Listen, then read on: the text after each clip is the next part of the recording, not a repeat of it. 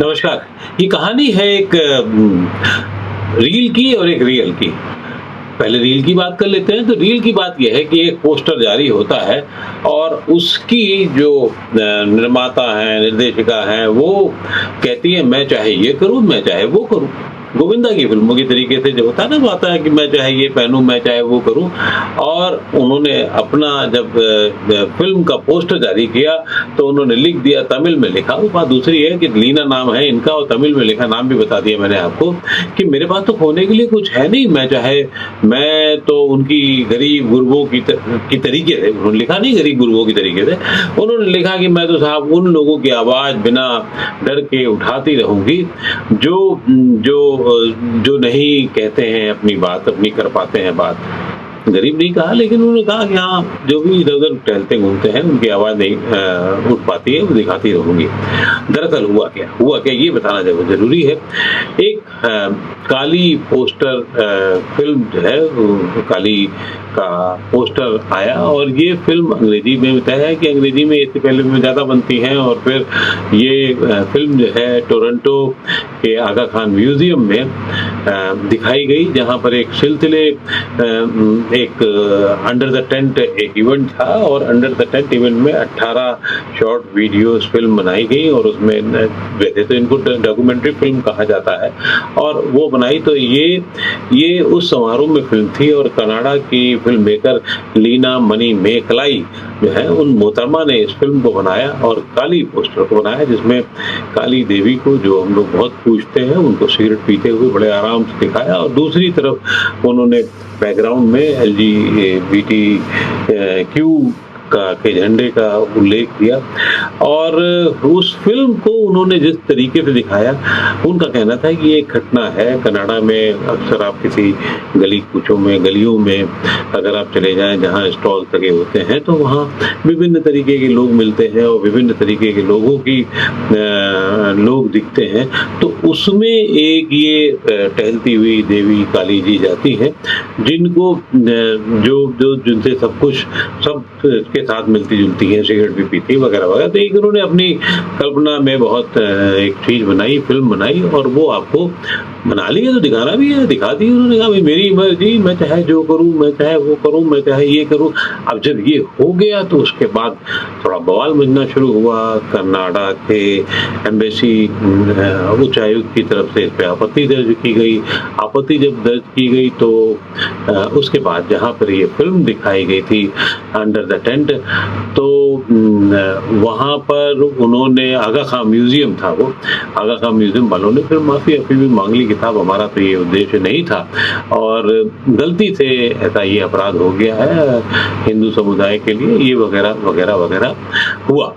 और फिर उसके बाद में जब ये बात आगे बढ़ी तो इस बीच में क्योंकि इस समय तो दौर ऐसा चल ही रहा है कि अगर तुम ये करोगे तो फिर मतलब अगर राजस्थान में हुआ, महाराष्ट्र में हुआ, हिंदुओं के धर्म के मतलब वो, क्योंकि वो एक ऐसी आपत्तिजनक बात नुपुर शर्मा से जो निकली थी, उसके खिलाफ में हुआ। तो फिर अब ये एक मौका था तो उसको भी लोगों को देखना समझना था।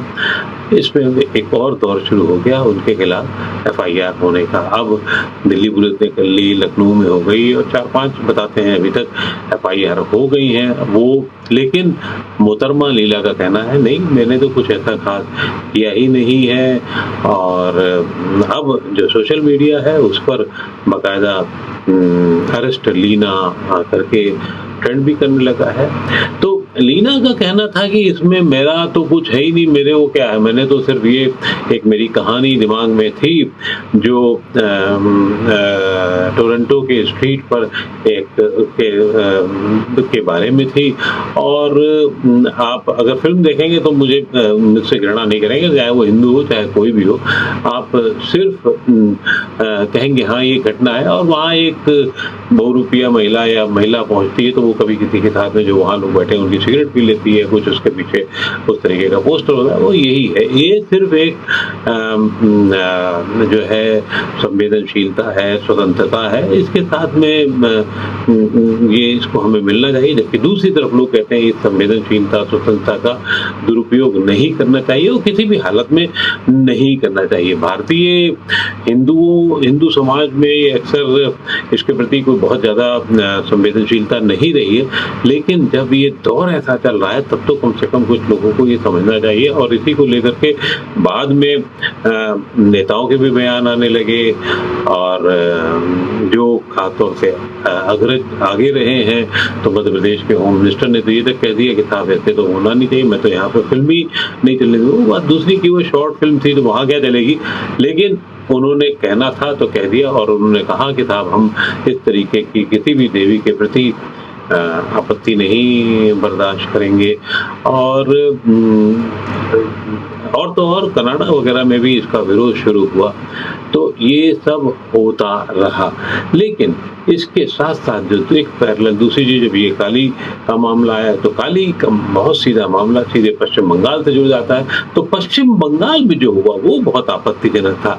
वहाँ पर था, फ़िल्म बन गई, चल गई, हो गई, इससे शायद उतना विरोध नहीं होता जब, लेकिन जो महुआ मोइत्रा जो बहुत चर्चित नेता हैं टीएमसी की और ठीक-ठाक उनको मान भी दिया जाता रहा है पार्टी में, उन्होंने और आगे बढ़ गई तो मेरी मर्जी। एक रील था और एक रियल वाला मामला था। रियल में महुआ मोइत्रा ने कह दिया कि माँ काली को तो मांसाहारी और शराब पीने वाली देवी के तौर पर हम देखते हैं। आप सोचिए कितना अजीबोगरीब और बयान है इस तरीके से कह देना और करना। हिंदू समाज में बहुत सारे देवी देवताओं को किसी भी रूप में जोड़ा जाता रहा है, लेकिन ये कह देना अपने आप में बहुत आपत्तिजनक होता है कि मांसाहारी और शराब पीने की देवी के रूप में देखते हैं। इसके बाद असली बवाल, अब रील के बाद रियल वाला बवाल शुरू होता है और बवाल में फिर बहुत सारा, क्योंकि पश्चिम बंगाल है, पश्चिम बंगाल में भारतीय जनता पार्टी भी है और ठीक-ठाक स्थिति में है, टीएमसी पीछे इस मामले पे दिख रही है। और जैसे ही महुआ मोइत्रा जो एमपी है उन्होंने जब ये कहा, टीएमसी ने अपने आप को उनसे अलग कर लिया और तो और इतनी तेजी है वहाँ पर, दिमागी भी तेजी है कि मोइत्रा ने अपने आप को ट्विटर पे टीएमसी से भी अपने आप को अलग करके दिखा लिया। शायद ये कहना चाहती होंगी कि बस बहुत हो गया मेरा भी टीएमसी के साथ, क्योंकि पार्टी ने उनको साथ नहीं दिया। पार्टी साथ कैसे दे सकती है, वो स्टेट की पार्टी कैसे उनके साथ हो सकती है जहाँ भारतीय जनता पार्टी पीछे चल रही है, दौड़ के चल रही है, उनको पकड़ने की कोशिश कर रही है, दूसरी तरफ टीएमसी उनको पकड़ने की कोशिश कर रही है। तो वहाँ ये साफ उनको एक तरीके से एक उनसे रिश्ता नाता तोड़ने की बात कर ली गई।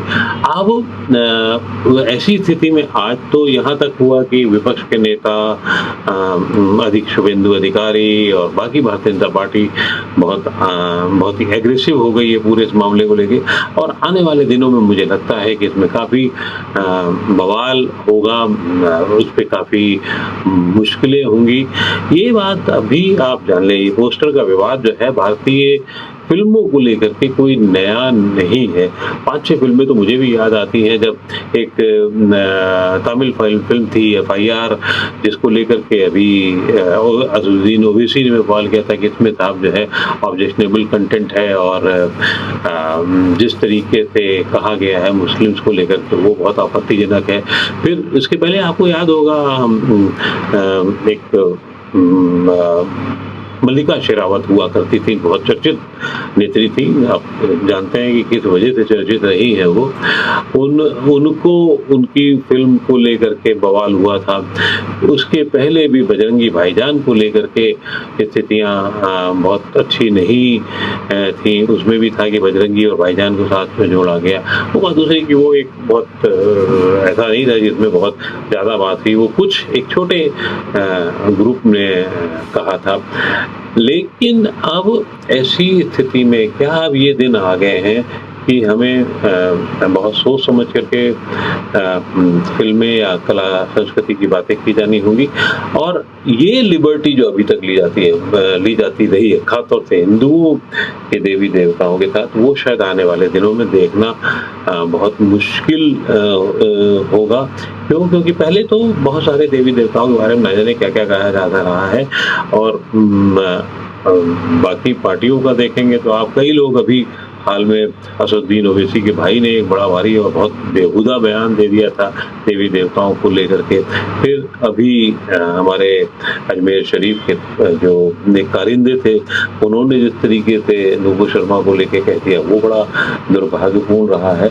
तो आखिर ये समझ में क्यों नहीं आता है नेताओं को, फ़िल्म वालों को कि जब दौर दूसरा हो तो थोड़ा समझ के चलना चाहिए और रियल और रील में बहुत अंतर करना चाहिए।